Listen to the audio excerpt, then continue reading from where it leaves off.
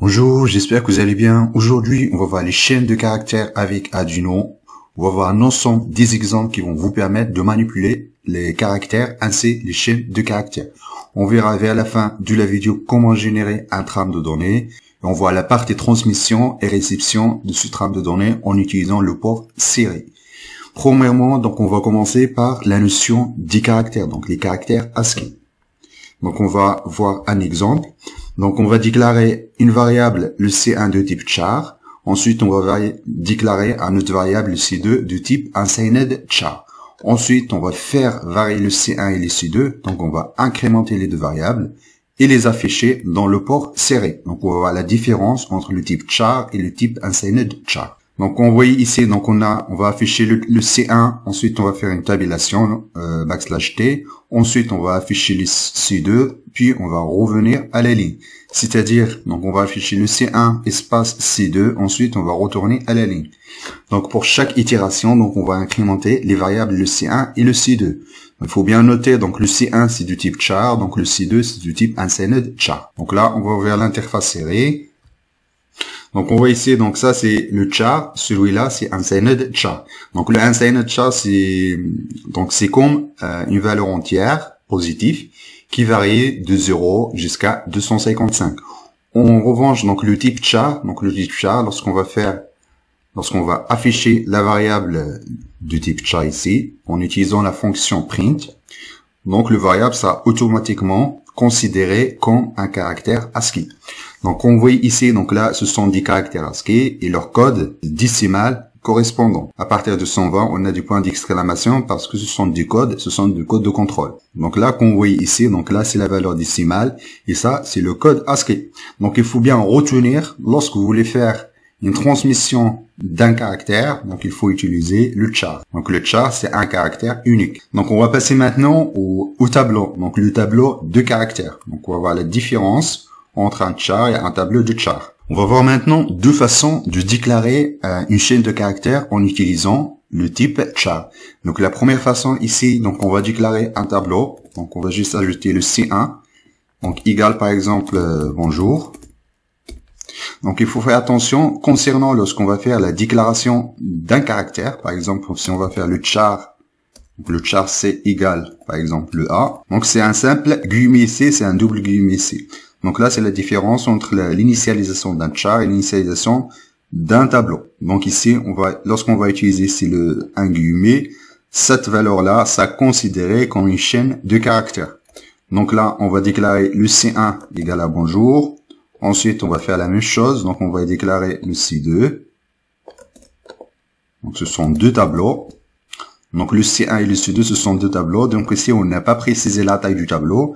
Donc la taille du tableau, automatiquement, du C1 sera égale. Donc ici, le 1, 2, 3, 4, 5, 6, 7. Donc ici, il y a 7 caractères, plus le caractère à la fin. C'est-à-dire, donc le C1 sera de taille 8. Donc ici, on va mettre bonsoir. Donc on a le C1 ici, on a le C2 ici. Maintenant, on va passer à l'affichage du C1 et C2. Donc là, c'est la partie déclaration. Donc c'est déclaration d'une chaîne de caractères C1 et C2. Donc maintenant, on va passer à l'affichage des deux chaînes de caractères. Donc on va faire exactement pareil ici. Donc on va juste préciser le nom du tableau. Donc le nom du tableau, donc c'est un pointeur qui pointe vers le premier élément. Donc c'est une adresse dans la mémoire. Je vous invite de consulter la vidéo dédiée au tableau, donc au pointeur et les tableaux. Donc le C1, ça pointe vers le premier, c'est l'adresse du premier élément, c'est-à-dire le B. Donc là, on a le C1 et le C2. Donc ici, il suffit juste de préciser le nom du tableau, le C1. Ensuite, on va faire une tabulation. Ensuite, on va afficher le C2, puis on va revenir à la fin.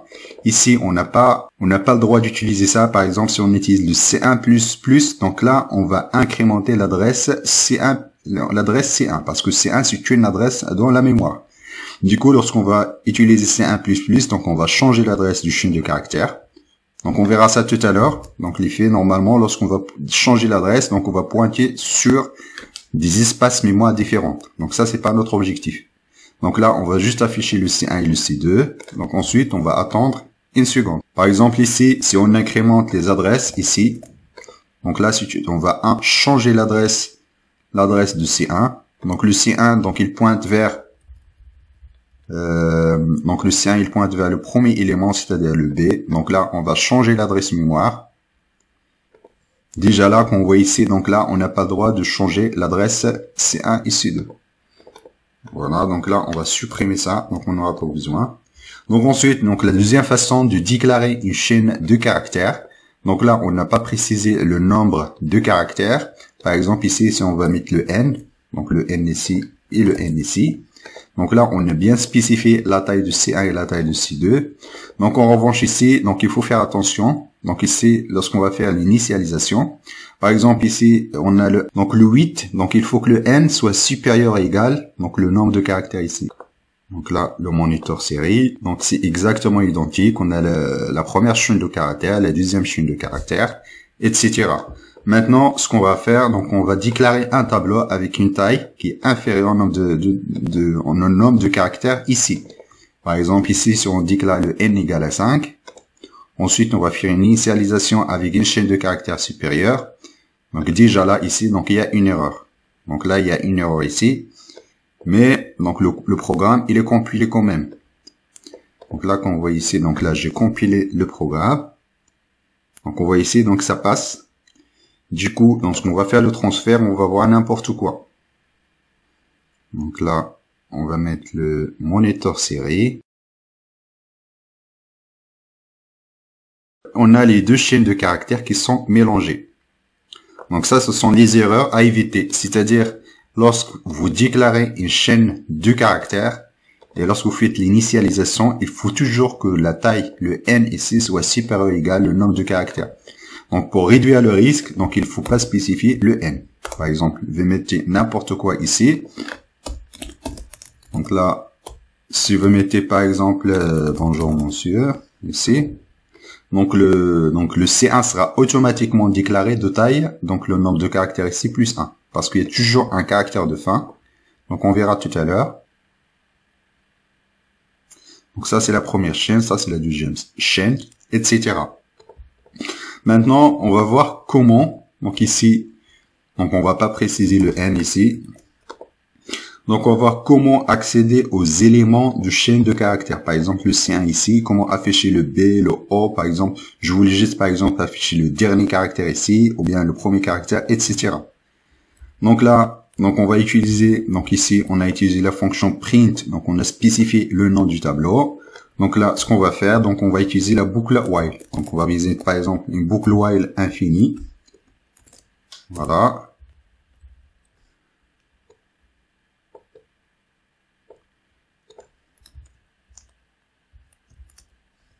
Donc ici, au lieu de mettre C1, donc on va afficher caractère par caractère. Donc CI. Donc on va juste se focaliser sur la première chaîne de caractères. Donc ici, on va mettre 100 millisecondes. Donc ici, le i, donc on a initialisé le i ici égal à 0. Donc c'est l'indice i. Donc on va afficher le i égal à 0, c'est-à-dire on va afficher le premier caractère, le deuxième caractère. Par contre, donc on va pas afficher jusqu'à l'infini. Donc à un certain moment, il faut qu'on sorte de la boucle. Donc ici, c'est une boucle infinie. Ce qu'on va faire, donc on va sortir de la boucle. On va mettre f. Donc f, c'est le caractère ici. Donc le c de i égale à.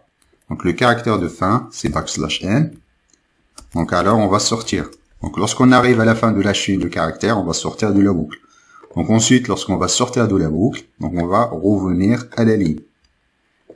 Donc ici, on va faire un retour à la ligne ici. Donc il suffit juste de mettre une chaîne de caractères vide. Ensuite, on va mettre print ligne. C'est-à-dire qu'on va juste retourner à la ligne. Du coup là, notre objectif, donc on va afficher caractère par caractère du chaîne de caractères le C1. Donc on va afficher le B, le O, le N. Lorsqu'on va arriver au R, on va afficher le R, puis on va retourner à la ligne. C'est-à-dire on va afficher la chaîne de caractères, puis on va revenir à la ligne. Donc là, c'est hyper pratique. Donc là, qu'on voit ici, donc vous n'avez pas besoin de connaître la taille du chaîne de caractères. Donc là, donc à la fin, lorsqu'on va arriver à la fin ici, donc le \n, donc on va revenir à la ligne. Voilà. Donc on voit ici, donc là, normalement, il faut que j'incrémente le i. Là, j'ai pas incrémenté le i. À la fin de la boucle, il faut que je mette le i égal à 0. Il faut que j'initialise faut que j'initialise l'indice. Donc là, j'incrémente le i à l'intérieur de la boucle. Donc là, on a le bonjour monsieur. Lorsque j'arrive ici à la fin, donc je fais un retour à la ligne. Là, comme vous voyez ici, on a un double retour à la ligne. On a, moi ici, il faut que je fasse le i++. Ensuite, je teste est-ce que le c de i, donc le caractère prochain égale \n. Donc là, ce qu'on va faire, donc on va incrémenter le i. Ensuite, on va tester est-ce que le caractère prochain égale le retour à la ligne. Donc là, normalement, on doit avoir un seul retour à la ligne. Donc c'est celui-là. Voilà. Donc il y a la chaîne de caractères, retour à la ligne, chaîne de caractères, retour à la ligne. Donc il faut toujours retenir lorsque vous déclarez une chaîne de caractères. Donc il est le nombre de caractères égale ici le nombre de caractères plus le 1. Donc le 1, donc le dernier caractère c'est \n. Donc c'est celui-là. On va passer maintenant aux chaînes de caractères. Donc on va déclarer deux chaînes de caractères, le C1 de type string. Donc le string c'est comme le char, en revanche pour les chaînes de caractères. Donc ici, on a le C1, donc on va initialiser le C1 égale à bonjour, donc le C2 égale à bonsoir. Maintenant, ce qu'on va faire, donc on va afficher le C1, ensuite on va faire une tabulation, ensuite on va afficher le C2. Puis on va revenir à la ligne. Donc il suffit de mettre print, donc le nom de la chaîne, donc le C1, c'est comme les tableaux, ensuite ici le C2. Donc là, comme vous voyez ici, on a la première chaîne de caractères, la deuxième chaîne de caractères. Ensuite, on va le retour à la ligne. Donc les chaînes de caractères sont hyper pratiques. Donc là, par exemple ici, on peut faire, on peut déclarer le chaîne de caractères sans initialisation. On va mettre le C1 de i. Donc ensuite ici, donc on va mettre le C1. C1 égale valeur.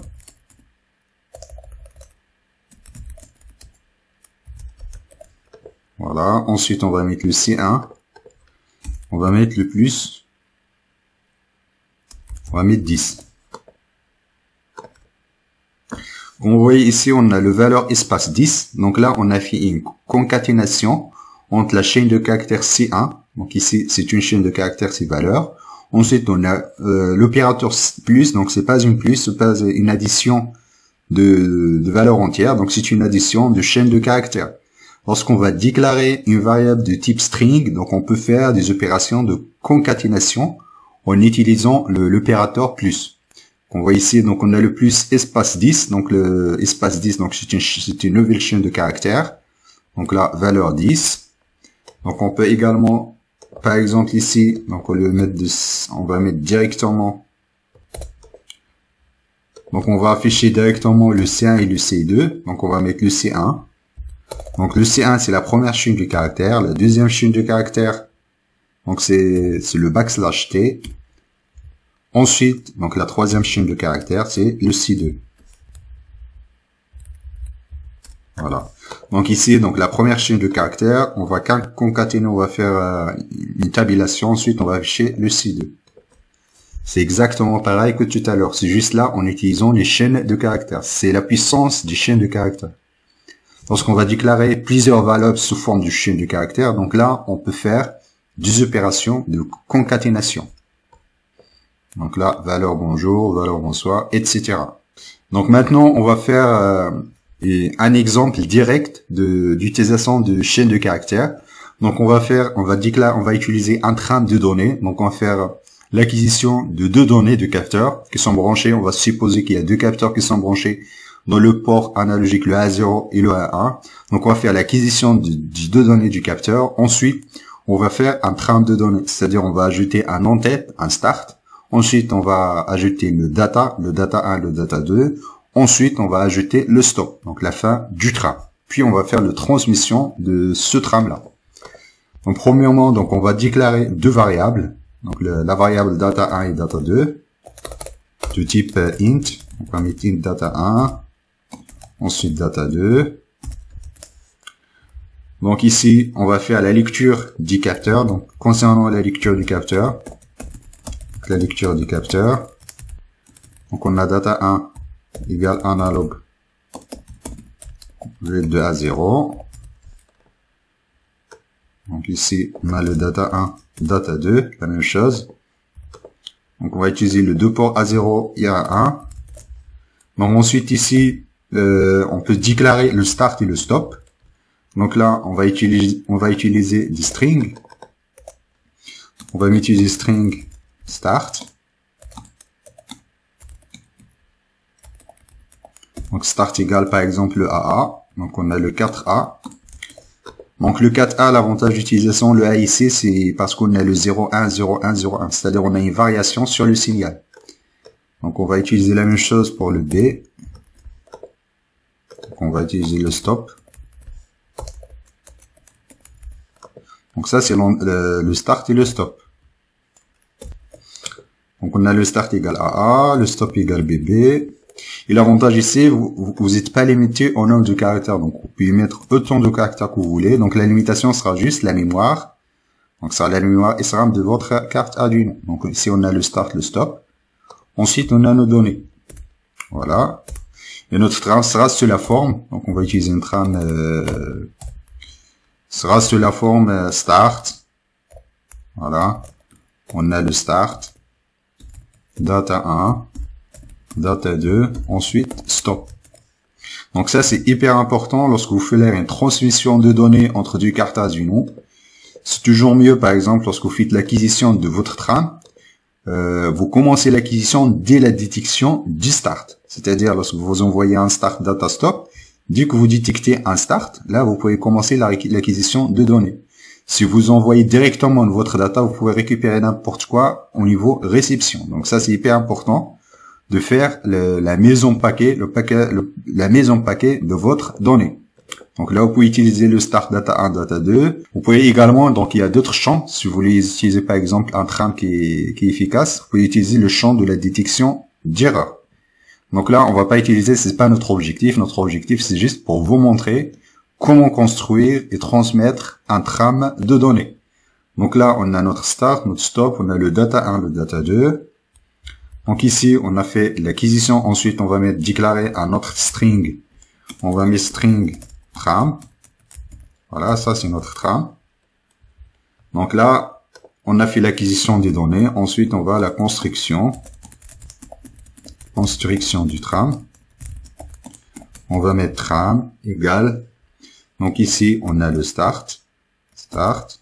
Start data 1 plus data 2 plus stop. Voilà. Ensuite, on va mettre transmission.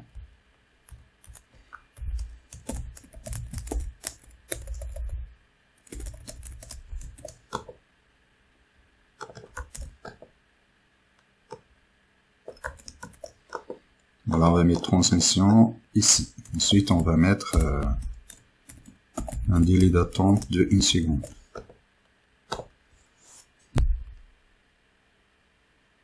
Donc là, on a oublié un point virgule ici, un autre point virgule ici.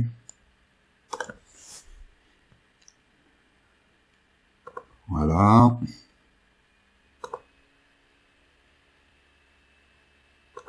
Donc là, on va voir l'affichage. Donc là, l'affichage ici, donc on voit ici, donc on a le start ici. On a la première data qui est le 479. Donc ça, c'est la valeur qui varie entre 0 et 1023.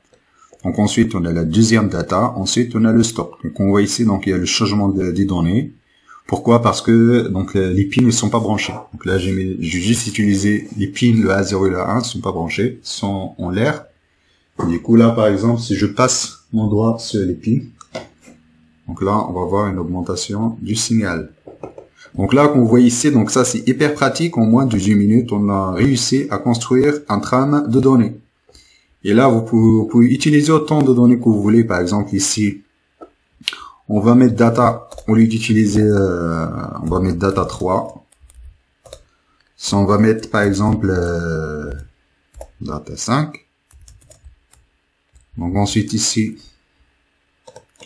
pour l'acquisition des données, on va mettre data de i. Donc for int i, on va mettre g égale à 0, g inférieur à 5, g plus plus. Là, vous faites l'acquisition de votre port G. On a ici le G. data du G.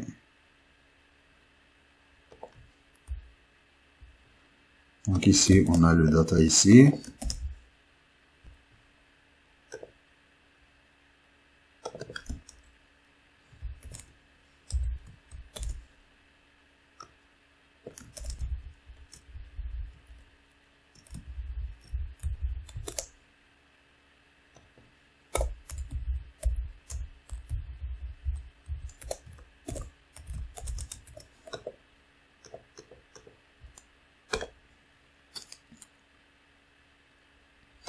Donc ça, concernant l'acquisition, donc là, je fais la lecture de 5 entrées analogiques.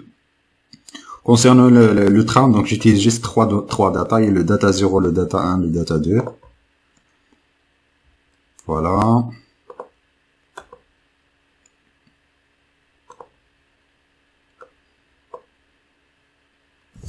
Donc là, on peut utiliser un petit espace pour séparer entre les données. Donc on va juste utiliser comme ça. On va utiliser un espace entre les datas pour qu'on puisse observer visuellement les données. On a le data 1. Voilà. Donc on a le start data 1, etc. jusqu'à la fin ici. Donc ici le stop.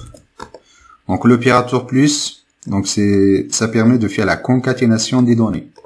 Et lorsque vous utilisez les strings, les valeurs ici sont automatiquement converties en chaîne de caractères. Parce que ça, donc c'est une valeur entière. Et normalement, lorsqu'on va utiliser l'opérateur plus en utilisant des strings, il sera automatiquement converti en chaîne de caractères. Voilà.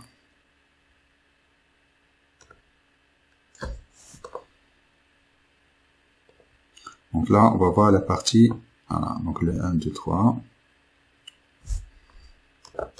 Donc on peut un petit peu accélérer la transmission pour observer la variation du signal. Donc là, qu'on voit ici, donc il y a la partie LSB qui varie, donc ça c'est du bruit, donc les deux premiers digits. Donc là, par exemple, si je passe mon doigt sur la carte, donc là, on voit la variation du signal. Donc ensuite là, donc ce sont des valeurs qui sont entières. Donc on peut utiliser des valeurs flottantes. Donc on va juste voir un petit exemple ici. On va mettre float. Donc on va voir la différence. Donc ici on va mettre float de ça. Ensuite on va multiplier par 1,01 pour avoir une valeur flottante. Donc ça c'est juste pour avoir une valeur fractionnelle. Donc là.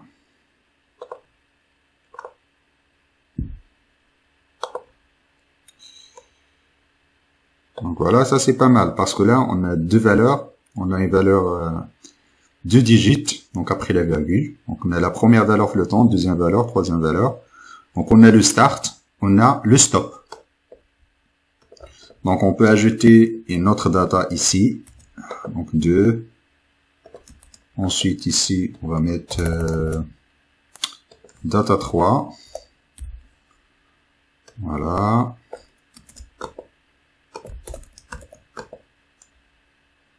Deux, 3.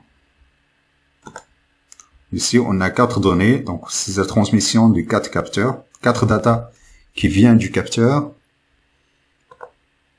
Voilà. Voilà, ça, c'est notre trame. Donc, on a le start, le stop. Donc, ici, on a le stop. Donc, vous pouvez utiliser d'autres champs. Donc, il y a le champ du contrôle d'erreur. Donc, vous pouvez utiliser le contrôle d'erreur. Vous pouvez utiliser, par exemple, un compteur. Donc, le compteur, par exemple, d'échantillon. Vous pouvez utiliser la date, l'heure, etc. Donc là, il n'y a pas de limite. Donc là, c'est très, très pratique, par exemple, lorsque vous faites la transmission de données. Et je vous invite d'utiliser les strings. Les strings, c'est pas mal. Si vous avez des questions, des propositions, n'hésitez pas à les mettre en commentaire. Je vous remercie de votre attention et à la prochaine vidéo.